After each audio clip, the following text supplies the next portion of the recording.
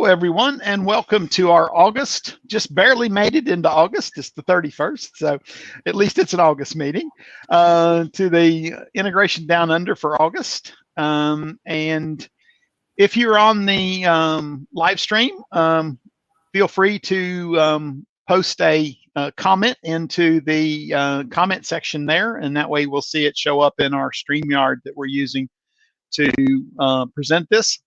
I'm interested to see how well it performs tonight too, because I just got my new little laptop, and it's not bad. It's a i9 with 64 gig of RAM, separate graphics card, and a 2 terabyte M2. So hopefully it can do pretty good on the streaming stuff. We'll see. I've only had it for 2 days, so. Okay, so let's get on with this. And so, as usual, our organizers are Martin, Dan, Renee, Wagner, and myself. Let's see. There's how many? There's at least 3 out of that 5 that are in lockdown at the moment. So myself, Wagner, and Renee are all in lockdown. Dan and Martin happen to be free. I know that Dan's not going to be free for much longer. They just sent a bunch of rugby league teams and families and everything to Brisbane for the finals. So I'm sure that they're going to bring some nice tricks with them. So we'll see how that works. So, and tonight I am the speaker tonight, so you get to listen to me, and I'm going to be talking about one of the topics I've been very interested in for a while, and that's the managed service identity for pretty much all of Azure, but in particular, I'm going to concentrate on a lot of the integration services tonight, looking at those. So guys, I am going to drop you guys off of the pictures, and that give us a little bit more screen. I'm even going to drop my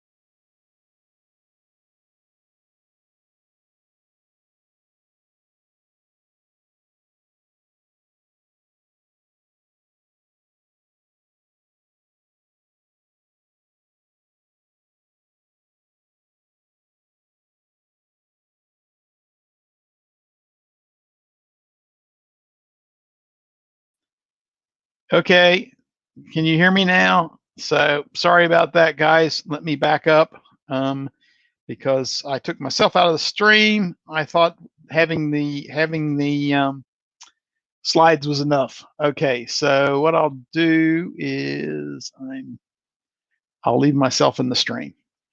So again, integration down under, my contact details are there. And so the agenda is kind of, we're going to go a little bit general, why to use MSI, using API management, using logic apps, using functions. And I guess one of the things that I wanted to talk to people about was the fact that I actually found some of this stuff out by accident, which means I basically, I was working at a client a couple of weeks ago, and the client had me publish a couple of logic apps to their existing API management. And when I did that, I tried to run them and they failed. because it said there was 2 authentication methods. Because when I published them in there, I put the signature into the URL, and then they had the MSI enabled for in a global policy of their API management. So all of a sudden, I was getting the authorization header and my signature. So that got me looking a little bit deeper into how to make this work, and a few other things around how MSI can help us. And I guess one of the things that I like about MSI is that managing secrets is such a pain.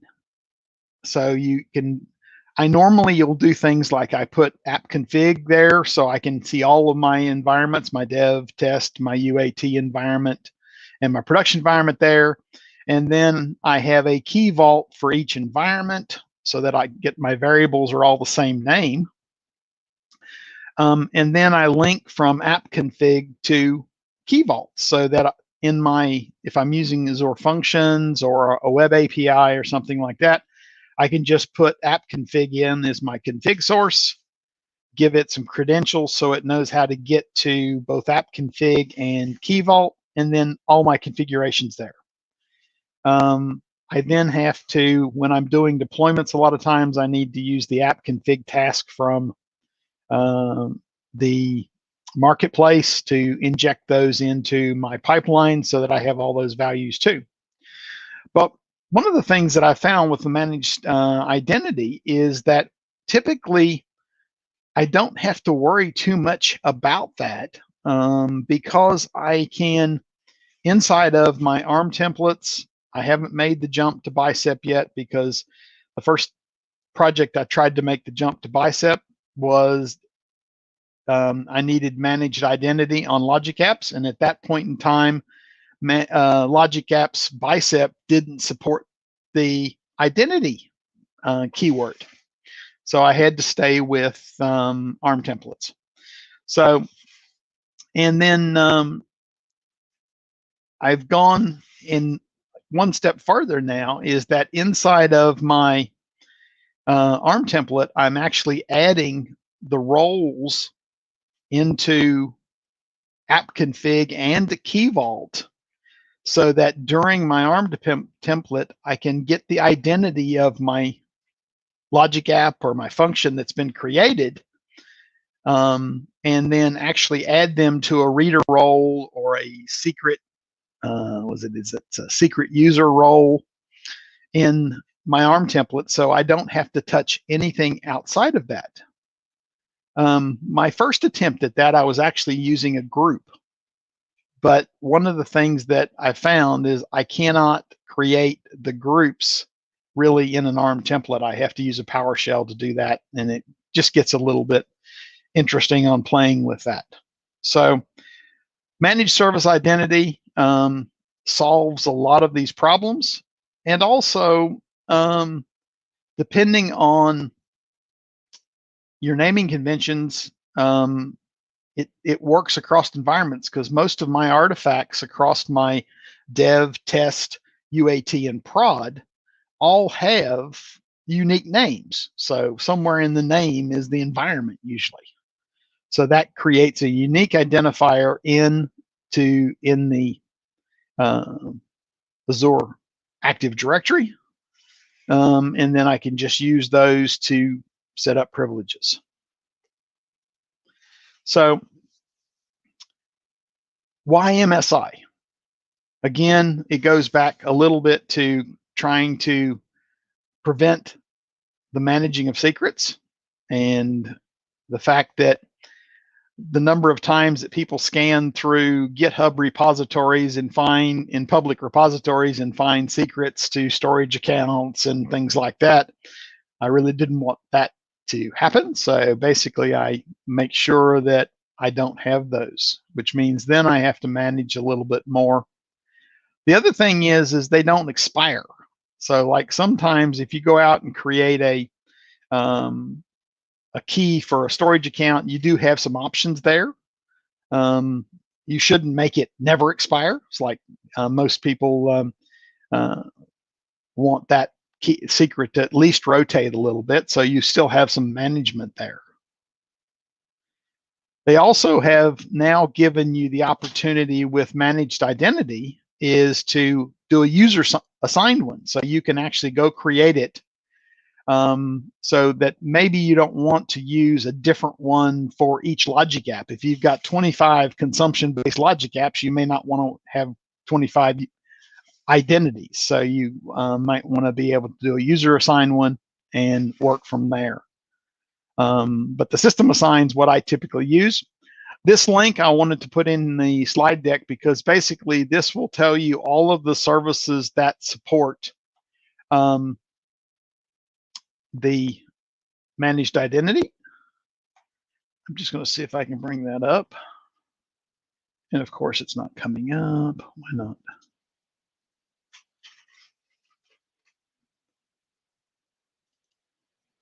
There we go. It's just come back with some strange error now. Why? Okay, we will leave that for a minute and we'll talk about the different types. Oh, everybody else see that too? My PowerPoint has decided to go beep. Okay, we'll give this a second and see what happens.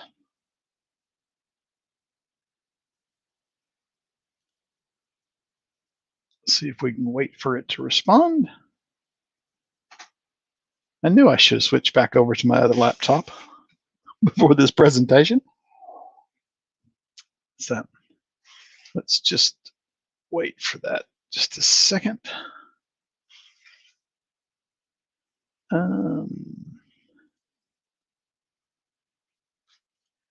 Let's hop into here while PowerPoint's sorting its stuff out and go to the services support.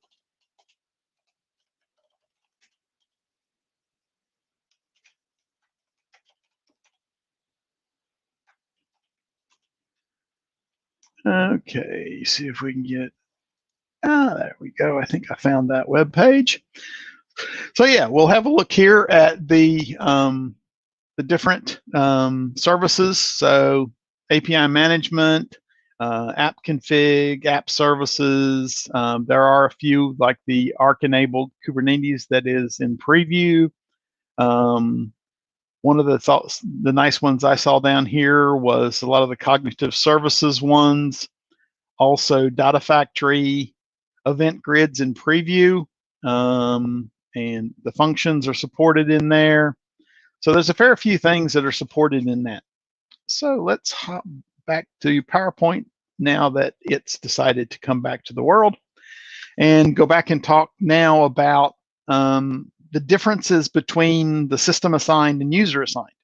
And actually, as you can see, there's not much, because basically the only difference is that you can create, read, update, delete these identities,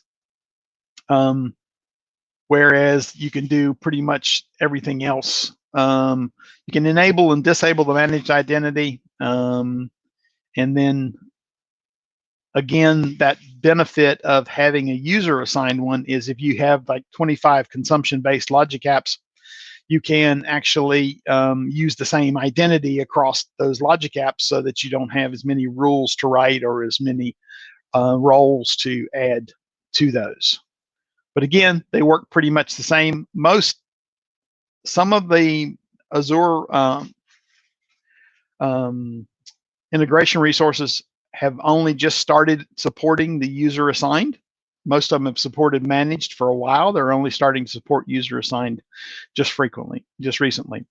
Now, I apologize, this is a little bit hard to read, but to start looking at API management, what there is in API management, once you set up the managed identity, and let's go back to here, go over to my API management, and you go down to managed identity and you turn on, in this case, I'm using system assigned, and you get a principal, you can go assign roles for that particular principal, and that gives you that managed identity. So then we go back to here, and you can see that if I want to work with Graph, I want to work with the management APIs, Key Vault, Service Bus, Storage, Database, or I can have my own identity I want to work with. So if I've got say a function or something that requires a particular ID that I want to use with it, I can get a token that has that identity with it. So if we then look here at the next piece, one of the things you can do inside of Logic Apps is either in the portal or in your ARM template, you can have the authorization defined. So I've got a policy name here that's API-M only. I tell it I want the issuer to be my Active Directory. Again, you could set this up for multiple Active Directories. And then I want the ID claim to be API management. So if we hop back to that, just notice there's CEB. And if we hop back to here, we'll see that my object principal ID for my API management is that CEB. So what that means is that it's going to come through API management. So this particular instance of API management's developer, so it's got a static IP. So I've also got a bit down here at the bottom of this that shows the allowed caller IP address. Now, if people are familiar with API management consumption, the consumption tier, that's one of the things it's missing is the static IP address. But by using this API management only access control, it's actually forcing the token that gets sent to this Logic app to be from API management and your instance of API management. So that makes it a whole lot more secure, and you don't have to use the IP address assignment there if you don't want to. This actually makes it have to come through API management. And then one of the other things I do is a lot of times I'll use front door, and front door basically has also got a header that you can check in API management to make sure that the traffic came from front door. So you've got that good control all the way through the flow. And again, you can do this in the portal here. I'm doing it in my ARM template because I'm actually deploying it in the ARM template. So the other thing you can do is you can also do it with Azure Functions. Azure Functions, basically you just go and set up authentication, tell you the authentication part that you want to use your Azure Active Directory, and basically set that up, tell it what you want to do when an unauthenticated request comes through, and what you want to do in terms of, do you want to force them to go authenticate? What I did is, because it's coming through API management, I'm not going to try to push somebody to log on, because it should have been set up in API management. So we don't want to force that outside of that. So we just returned a 403 forbidden out of that. So that's pretty much for my slides. I want to spend a lot more time in the demos and everything. So basically, we're going to start off with our API management, and that's basically where we've got our system assigned managed identity working. And then if we go into our APIs, we'll see that I've got a few APIs. The first one we'll look at is our Logic app. So I've got a Logic app that is exposed through API management. So what we've done on that one is, if we look at the settings there, we pretty much just have the API management URL. I don't have the service URL because I'm doing that in the actual operation. So we've got a operation to call our logic app, and it but the main work we're doing is in this policy. So what we've done is, in the policy, I've set the backend service for my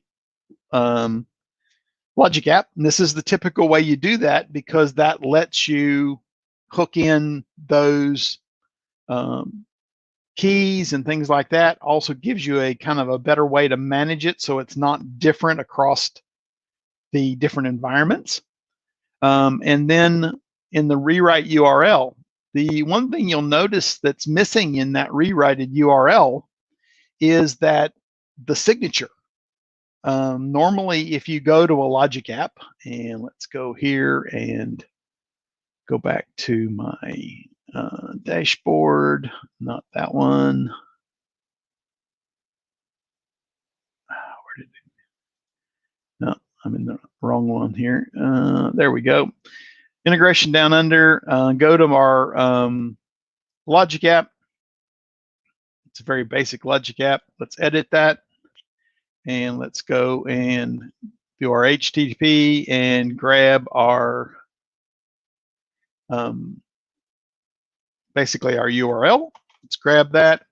And let's go down here and do a new window of VS Code. And then we'll do a file, new file, paste that URL in there, go in here and turn on word wrap, and then see.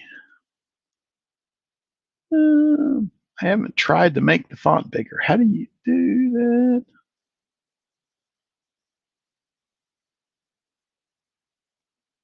Okay, sorry about that, guys. But basically, you can see the ending part of this is that signature.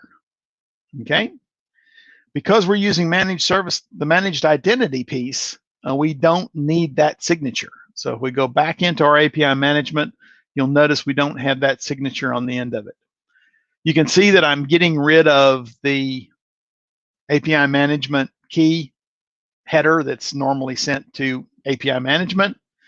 And what I'm doing is I'm putting this authentication managed identity resource in my policy. And this is just this is pointing to my own service principal that's sitting out there. It doesn't have to be, but was the easiest thing for what I was doing. Now, I've left this commented out section here, the set header authorization action delete. This is how I got around that problem with the client that I had, where I was deploying into an existing API management instance that had this turned on in the global policy. So because I couldn't figure out where it was at it to start with, I went in here and put this in, and this deleted the authorization header before it sent it to the logic app, so it worked. So I had the signature in there, and I had that, and that caused it to work if you didn't want to use that managed identity. But basically what happens is this one line basically goes off, gets the token, adds the token to your request, and sends it. And I know I was talking with Wagner earlier, and he'd done some stuff in a previous discussion on API management that we had, of going off and getting a token in the policy and doing a lot of work on that. And the one nice thing I like about this is that one line is all I need. And I could put it for all operations. I could go back and put it up for that whole API. And I also could add it for all of my APIs. So it's kind of up to you on where you want to put that. And if we go in here now and hit test on this and go, basically, I'm just going to put some very simple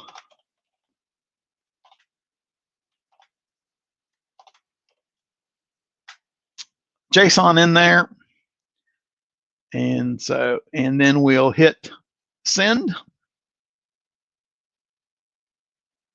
We got a 200 back. And just to show you what it's doing is we go to the trace here and we'll see that coming in, and then we'll see the inspector kick in. And then what we'll do is if we keep going down through here, we'll actually see the call off. There's been a call off now to get that. Actually, the call is here. That's the backend service yard. No, that's there. But it goes off and gets that authorization header for you automatically, adds that to your outbound, and sends that off to your Logic app. And so if we go back into here and go into our refresh, go into there again, go look at that. And so raw input, no, that's not what I wanted to do. It's the output. It actually doesn't give you the authentication header in here. That's just one of the features it does. It takes that out.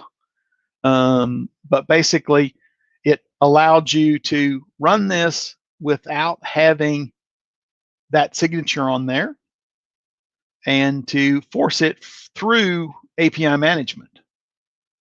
So, because one of the things I did is, let me just find this real quick here,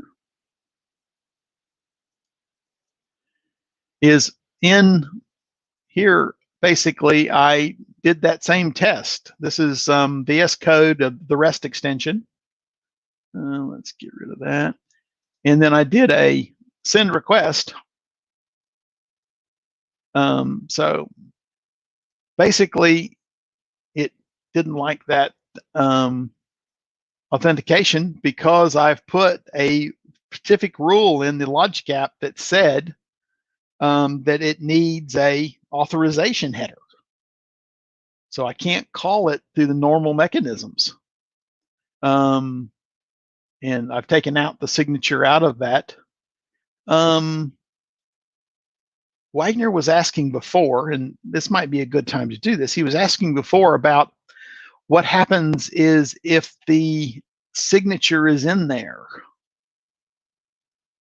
Let's go and go back to edit, because there's no way to disable the signature, but I think that because I've got that requiring the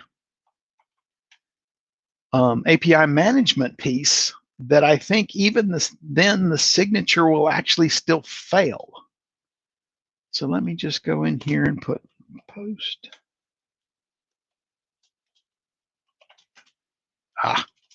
Type it right. And then just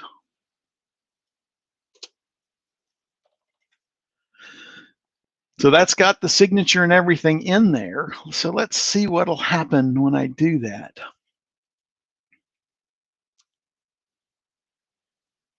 No, so that's now complaining about the IP address. So let's just go back into our Logic app real quick and go into the where's it at? Is it workflow? No, yeah, it is workflow settings. Change that to any IP and save it. Go back here. This'll, and then, so yeah, to answer Wagner's question before is, if you have a valid signature and you don't have an authorization header, it will still take it. That was one of the questions he was asking, is how do we prevent that from happening? So that's definitely something we probably want to talk to Beck about and say, Beck, you want to put that in as something that we might be interested in, because that would break my scenario where I was using consumption based. because I could still get to it without the signature piece. Okay, so that was a neat little test, and we found out some stuff there. But again, the traces are really helpful when you're trying to debug this, because you can see, make sure it got the bearer token, or if something's wrong with the token, then it works differently. Now, I decided that I would try something a little bit different as part of this demo. I decided that, okay, because I can go out and get a, let's just go into the design here and go into this particular one and go here, and I can get a authentication header that is scoped to the storage. So storage.azure.com. So does that mean then that from inside of my API management, without getting a shared access key or any kind of signature for my storage account, I can use that managed identity to write into a blob storage? So, and being an integration person, I'm always trying to figure out ways to get away from FTP and SFTP. So what this could actually do in API management is people could call through something like CURL, call into API management and just drop a file into a storage account. They still got to have the API management key, but you could do that. So let's go in here and see that basically I just need to set my container and my blob name, and I'm going to make it blob 4. And then I'm just going to put some erroneous text in there and hit send. Yep, so basically it created the blob. If we go out here back to my dashboard, go to my storage account, into my container. That's the wrong storage account. Where's my training storage account? There it is. And then go into my container and there. And there's my file 4. I could go edit and you can see my string of characters there. So basically what I've done is I've basically used a very simple way to get tokens inside of API management to be able to do that. And again, you should be able now to use that. So if we go here and go to APIM policy reference, and let's go into here, go into, is that it? Yeah, that's it. Oh, come on. Just looking at this earlier. Authenticate with managed identity. And then here it shows you all of the different things. So you could get to Key Vault with a managed identity. You get to Service Bus. So technically you should be able to use API management for people to send a message into your organization that then gets persisted into the Service Bus and gets picked up by Logic App, function, whatever you want to do. You can do storage. You can use database. I've used the database piece from inside of Logic Apps a few times. And then that's the other back end there. Okay, so let's hop back into here. And I've got one more, is my function. So if we go back up here to my dashboard and go to my function app. Now, the only thing that is a little bit annoying about the function app, you still need that with your function, you still need, in API management, you still need that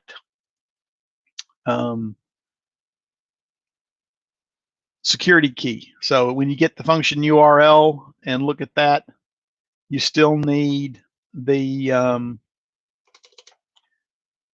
URL to have that code in. It would be nice to be able to do that without that code. But what I did in the function app is go back to here and go down here to authentication, and basically added the provider, which is the Microsoft Azure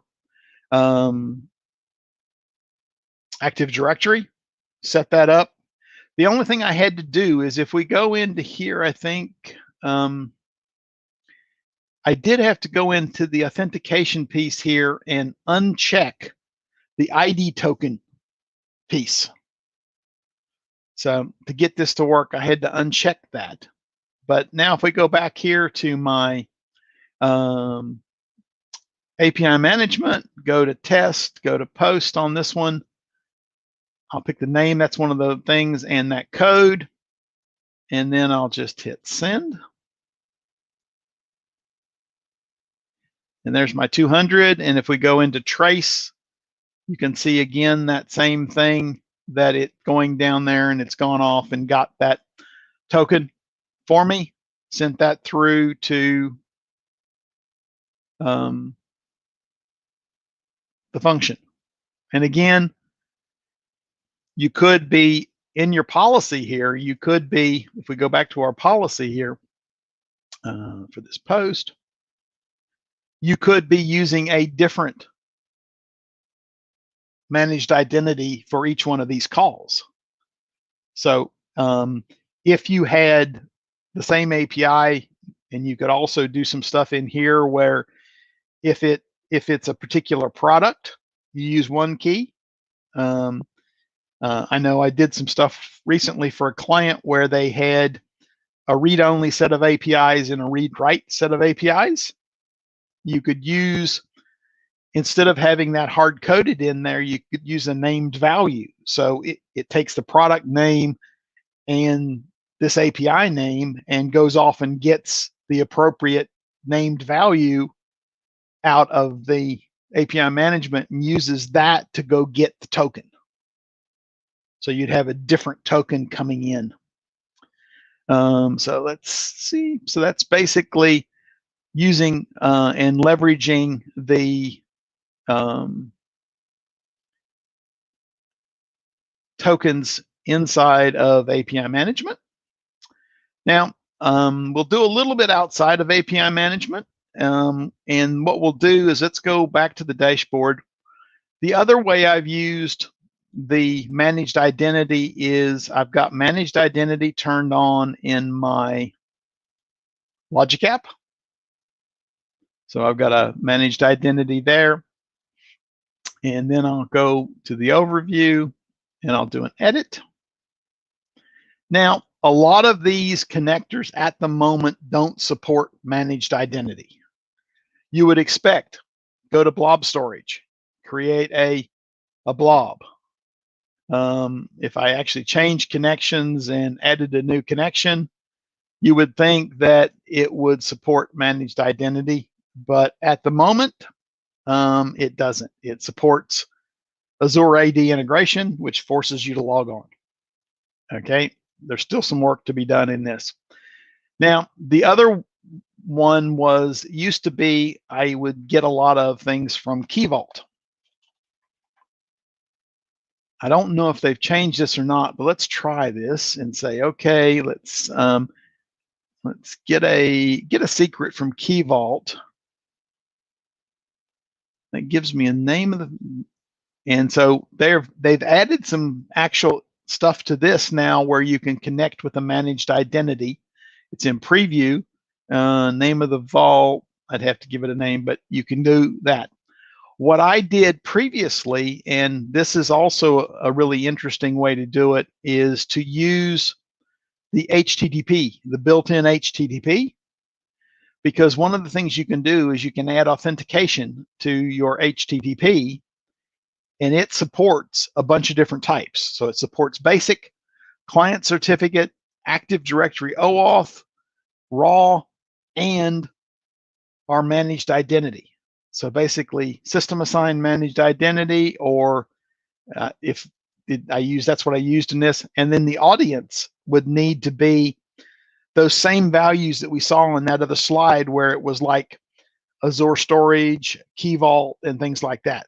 So you can put those in there and be able to get the token for the appropriate resource that you want to talk to in there. and I've used that in a lot of my code to go off and before they fix the Key Vault connector to use managed identity, I used just an HTTP call to go get things out of Key Vault. So now the other thing you can do is that the function apps also support this. I didn't. I've got an example that I did for the Brisbane user group several months ago, or probably a year ago, if not more than that, where in my startup of my function, I went to app configuration.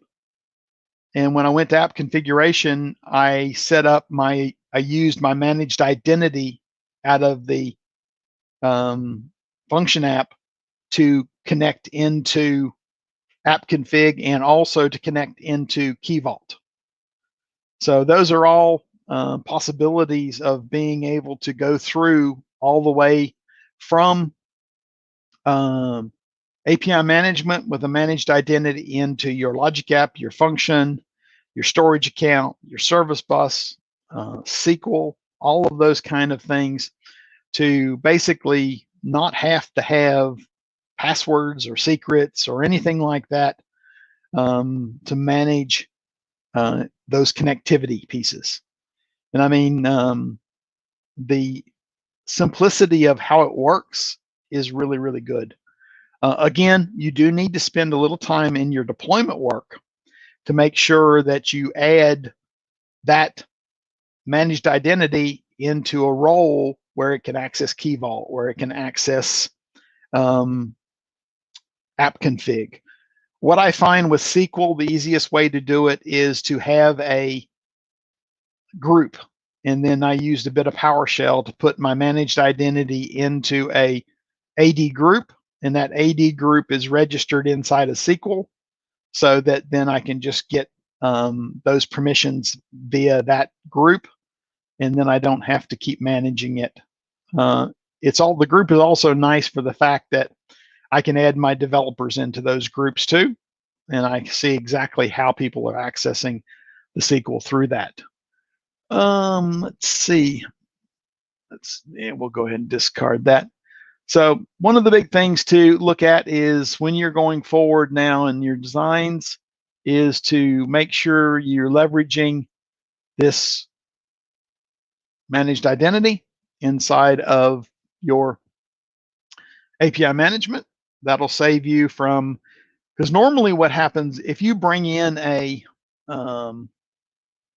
logic app, what happens if you bring in add an API and you go in here and bring in a logic app, what happens is it creates a policy, but it also creates a named value, which is that signature in there. So then it puts all that stuff together. And the thing is that you might have a situation where that signature changes, then you have to go through another deployment to fix that up and things like that. So there's a few things in there that might catch you out.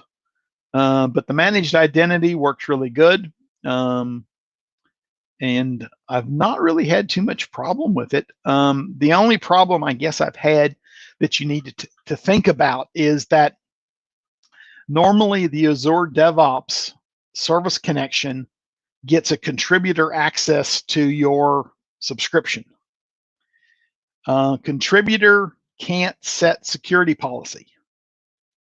So if you've got a Key Vault or app config in your subscription, you can't actually do the role assignment in your ARM template. So what I end up having to do is I try not to use owner as many times as possible. So I try to use, so what I do is I leave the contributor there and I add user access admin to the permissions that the Azure DevOps service connection has. That way it can actually assign those roles to Key Vault and app config and things like that.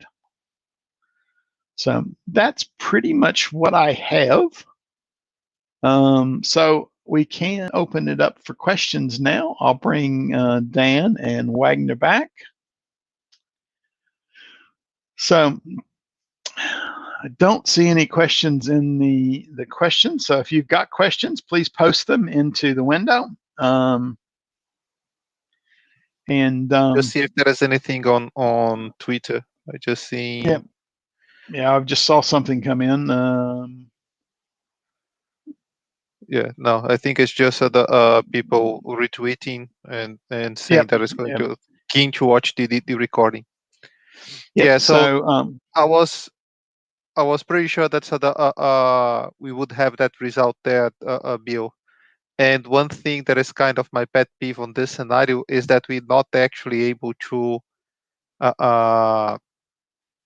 select between the two operation modes. Is hopefully something that will be coming at some stage, so we don't have to expose that signature even by mistake to someone else.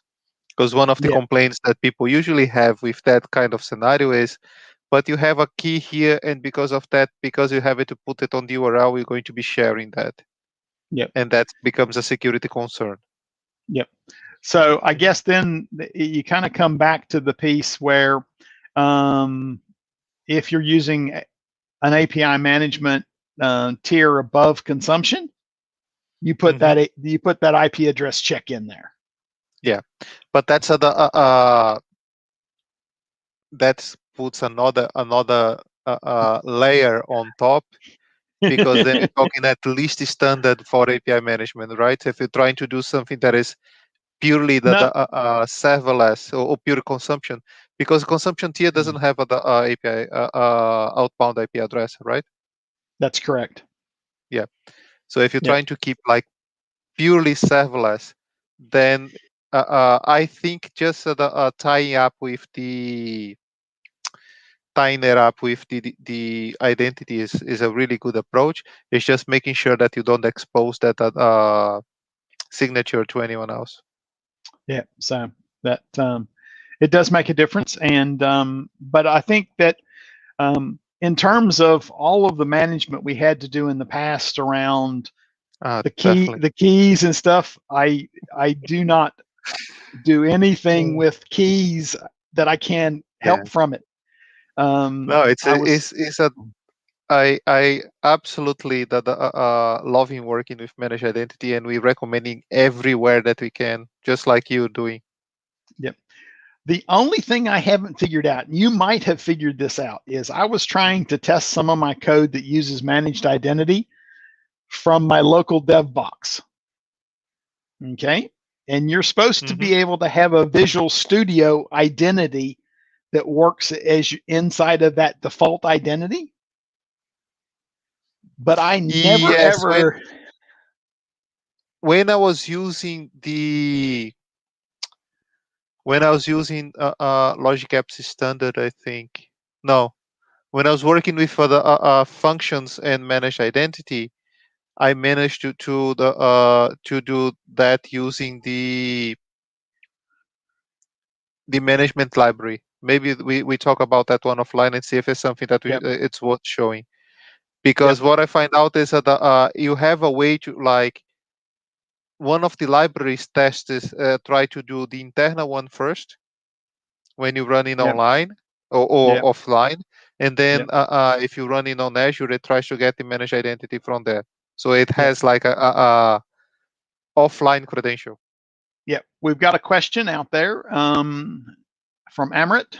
Hello, Amrit. Do you want to push it into the stream so everyone can read? Okay, how do I do that? You go to comments and then you just there we go. Yeah, I got it there. Is it possible to use MSI with Logic Apps Standard to Azure Functions? That's a bloody good question. Give me 1 second. Yeah, I'm getting ready to say I don't think it's outbound. It might be enabled. Just let me see. Just let me open the portal here. Yeah, I was gonna, because I've doing that live, Amrit. Yeah, so It's not going to be any real more, because the thing is, if the app service piece that the Logic App Standard's running in supports that authentication, like I just showed with the Azure Functions. No, so function to standard, no, because I remember inbound identity is not enabled on Logic Apps standard yet. It was a question that I had to the team a while ago, but Yeah. I think the Logic Apps standard has managed identity already. For And the I just needed outbound, for the outbound stuff, I could imagine that it just would be whether you could do it on the inbound. Yeah, so functions definitely has the authentication, right? Yeah. And if I look here, so should I share my screen? Just let me see if I can show that. Yep, you can. Yeah, just let me come back here. I'll just pull that question down. I'll pull my down off of there. So I'll share my screen. Yep. And I'll try to show that.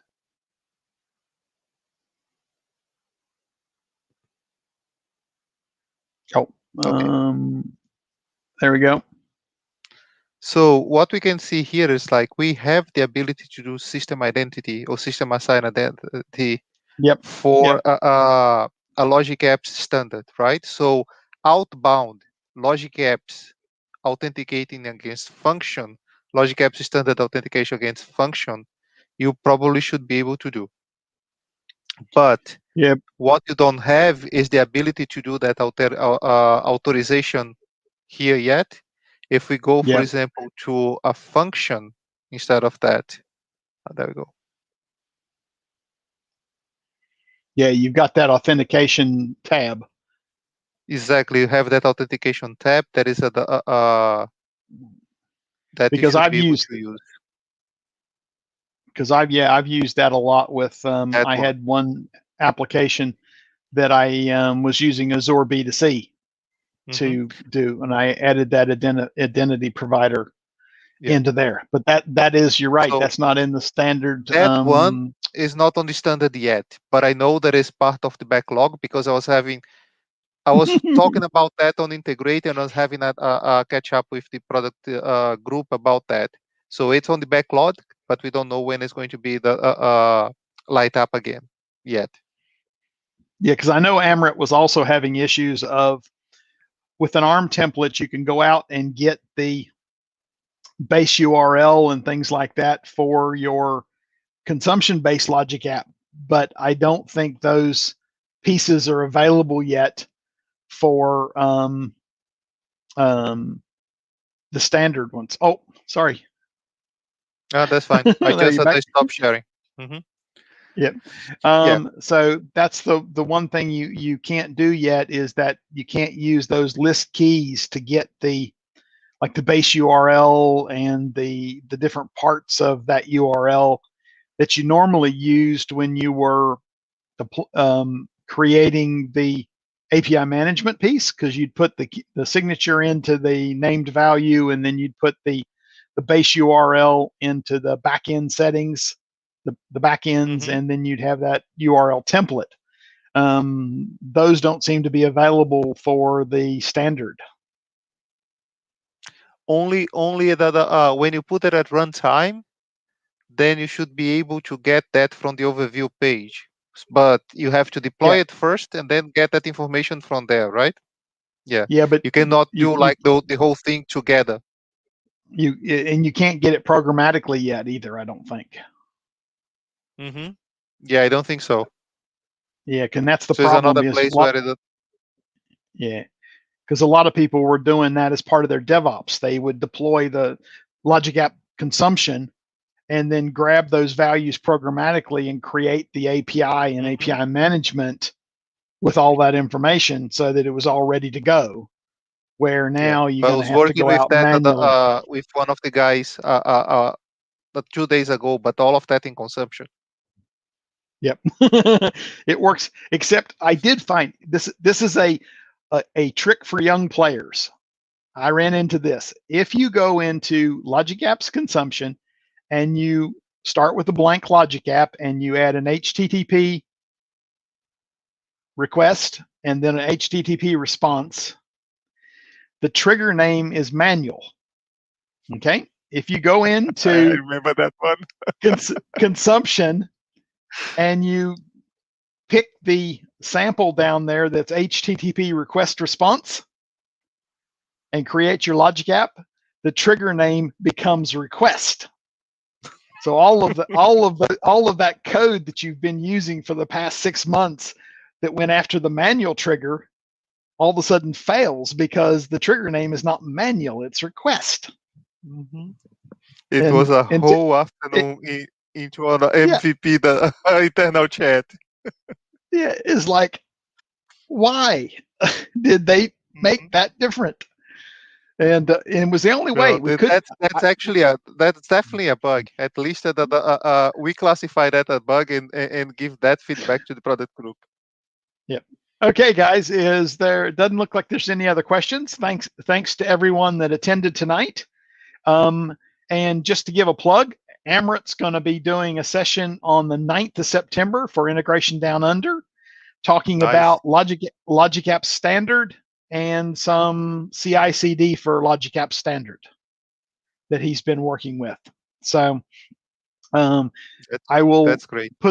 I will put that information up on the site tomorrow, and that'll be ready for the session in a couple of weeks' time. So thanks everyone for attending. I'm quite interested on that. Quite interested on that topic because I have to talk about that one in November. Yep. So Amrit and I have been bouncing a lot of questions across each other on Twitter on the chats. So okay, I am going to end the broadcast now. Thanks everyone for attending. Thank you.